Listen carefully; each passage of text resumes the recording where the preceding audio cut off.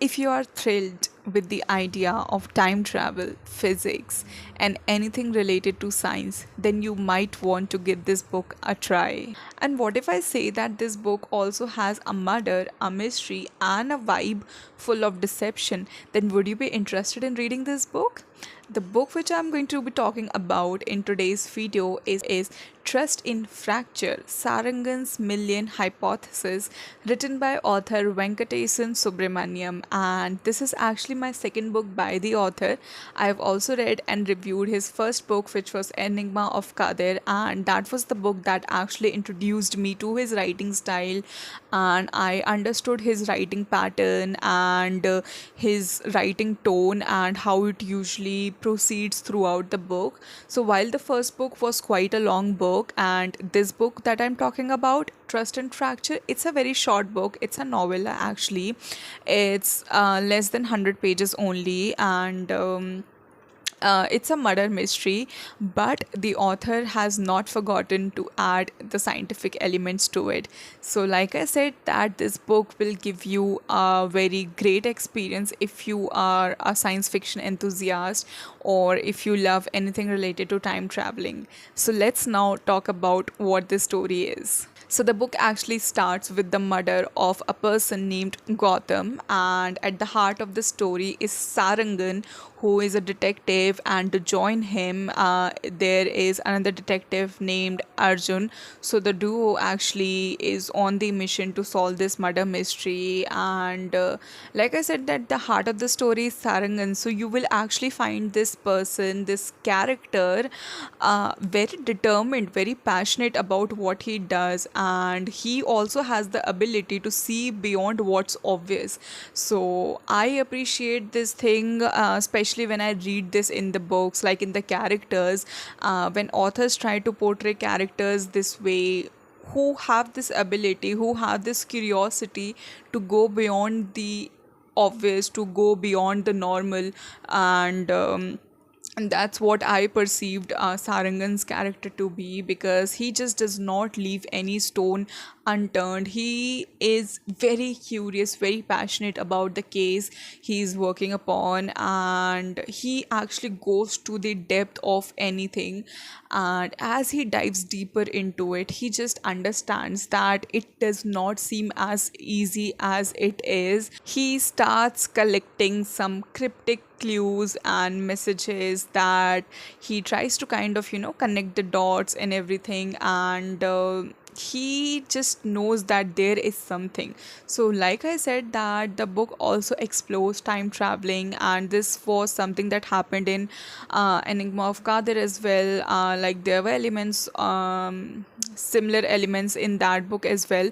So I was already aware about the writing style of the author, like I said, and so when this happened in this book, I was not expecting it to be happening in this book, but when it started happening, I was actually very quick to grasp that, and it's very important to notice how quickly the book actually shifts between the past and the present, because that's actually very important.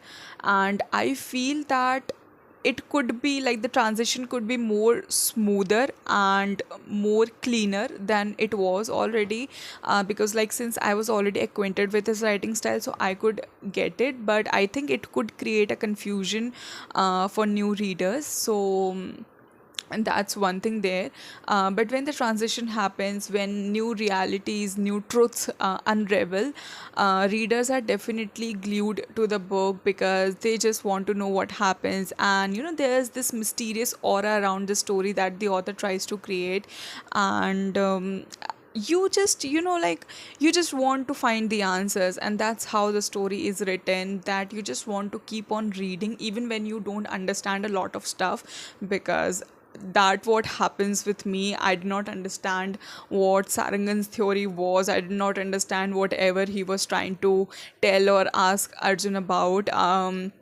And there were times when even Arjun was not understanding where Sarangan is actually getting at. So that happens. But overall, I was actually enjoying where the story was going, and I was really finding it thrilling enough to continue reading it. Now, the question that comes here is that will Sarangan be able to solve this murder mystery, or will he fail to see beyond the obvious? That is a question that you are going to find the answer to when you read this book.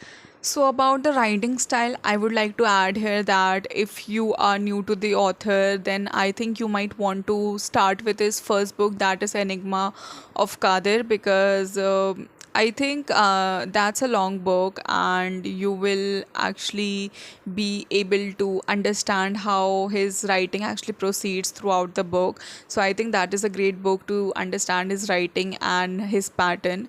Then you can read that, this current book which I'm talking about. And there's also some interconnectedness that I experienced while reading this book, but this book can also be read as a standalone. But if you want to have a much more better experience reading this book, then I will also recommend reading the first book. And even though these are not like in series or even interconnected or anything like that, but it's just that I felt some kind of connection, hence I'm recommending readers to read the first book as well. Lastly, I want to add this, that I never thought that I would actually enjoy something related to time traveling, physics, or anything even related to science, because that's not me. I don't even understand a word of it. And so like making me even read a book that has anything to do with science is a challenge in itself.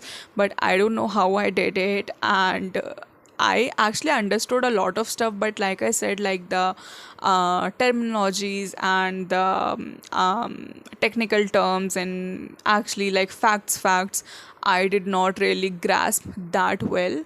But other than the main story, I was able to comprehend, and I was somehow able to connect the dots. Okay, now what's happening and what's going to happen. So that's how I actually built my connection through the story. But if you are a science fiction enthusiast, or if you love reading science fiction, or even if you don't love it, you might still want to give it a try, because this is a very interesting kind of story. And I think that the author actually tries to give a very fresh perspective, a fresh approach there is to his book. So you might actually want to try and see if you find it good or not.